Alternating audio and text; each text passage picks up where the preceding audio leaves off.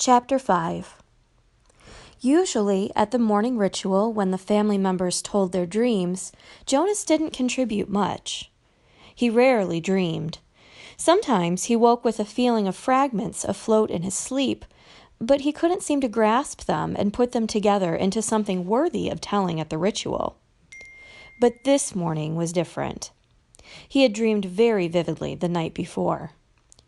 His mind wandered while Lily, as usual, recounted a lengthy dream, this one a frightening one in which she had, against the rules, been riding her mother's bicycle and been caught by the security guards. They all listened carefully and discussed with Lily the warning that the dream had given.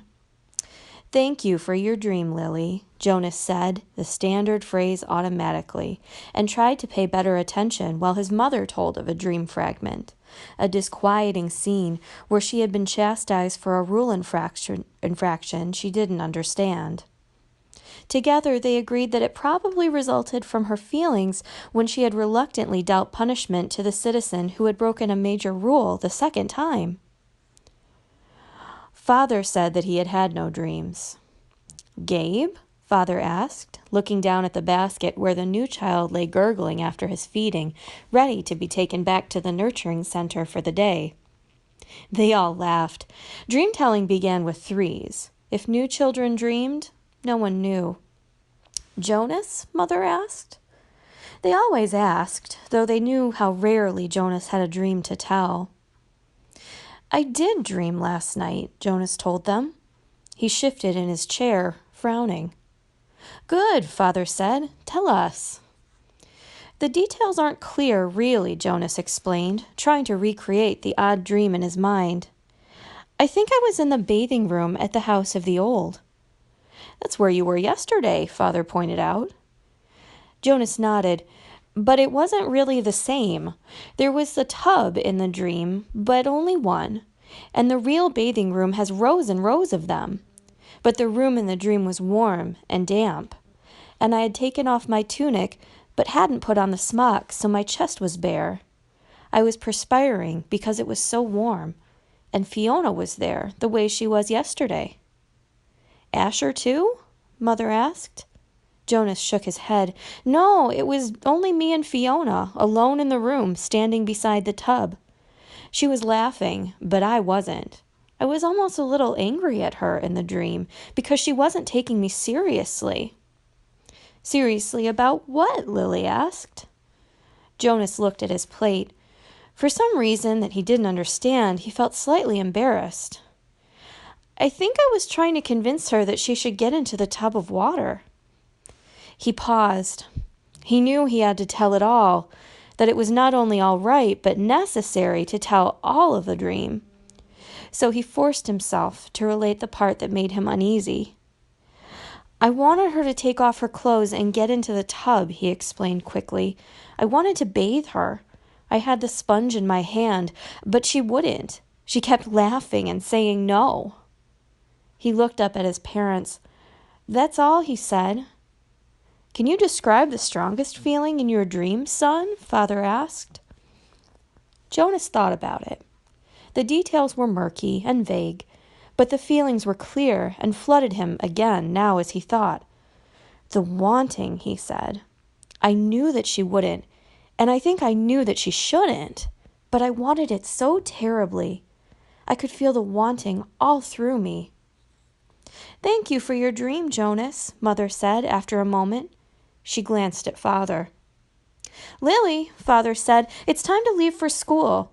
Would you walk beside me this morning and keep an eye on the new child's basket? We want to be certain he doesn't wiggle himself loose." Jonas began to rise to collect his school books. He thought it surprising that they hadn't talked about his dream at length before the thank you. Perhaps they found it as confusing as he had. "Wait, Jonas," Mother said gently. "I'll write an apology to your instructor so that you won't have to speak one for being late." He sank back down into his chair, puzzled. He waved to Father and Lily as they left the dwelling, carrying Gabe in his basket. He watched while Mother tidied the remains of the morning meal and placed the tray by the front door for the collection crew. Finally, she sat down beside him at the table.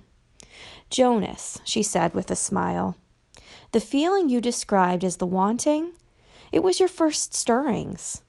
Father and I have been expecting it to happen to you. It happens to everyone. It happened to Father when he was your age, and it happened to me. It will someday happen to Lily. And very often," Mother added, "it begins with a dream." Stirrings. He had heard the word before. He remembered that there was a reference to the stirrings in the Book of Rules, though he didn't remember what it said. And now and then the speaker mentioned it. Attention, a reminder that stirrings must be reported in order for treatment to take place. He had always ignored that announcement because he didn't understand it, and it had never seemed to apply to him in any way. He ignored, as most citizens did, many of the commands and reminders read by the speaker. "Do I have to report it?" he asked his mother. She laughed. "You did, in the dream telling. That's enough." "But what about the treatment? The speaker says that treatment must take place." Jonas felt miserable. Just when the ceremony was about to happen, his ceremony of 12, would he have to go away someplace for treatment just because of a stupid dream? But his mother laughed again in a reassuring, affectionate way. "No, no," she said, "it's just the pills. You're ready for the pills, that's all. That's the treatment for stirrings." Jonas brightened. He knew about the pills. His parents both took them each morning, and some of his friends did, he knew. Once he had been heading off to school with Asher, both of them on their bikes, when Asher's father had called back from their dwelling doorway, "You forgot your pill, Asher."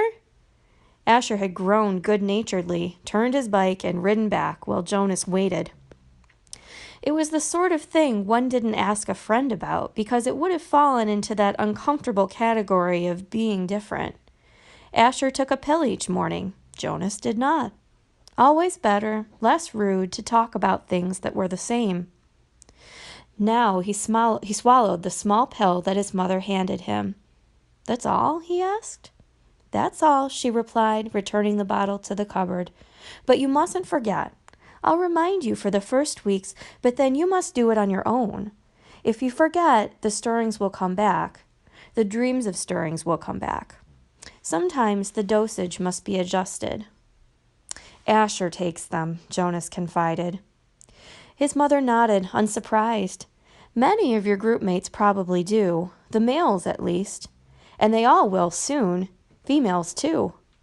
"How long will I have to take them?" "Until you enter the house of the old," she explained. "All of your adult life. But it becomes routine. After a while, you won't even pay much attention to it." She looked at her watch. "If you leave right now, you won't even be late for school. Hurry along. And thank you again, Jonas," she added as he went to the door, "for your dream." Pedaling rapidly down the path, Jonas felt oddly proud to have joined those who took the pills. For a moment, though, he remembered the dream again. The dream had felt pleasurable. Though the feelings were confused, he thought that he had liked the feelings that his mother had called stirrings. He remembered that upon waking, he had wanted to feel the stirrings again. Then, in the same way that his own dwelling slipped away behind him as he rounded a corner on his bicycle, the dream slipped away from his thoughts. Very briefly, a little guiltily, he tried to grasp it back. But the feelings had disappeared. The stirrings were gone.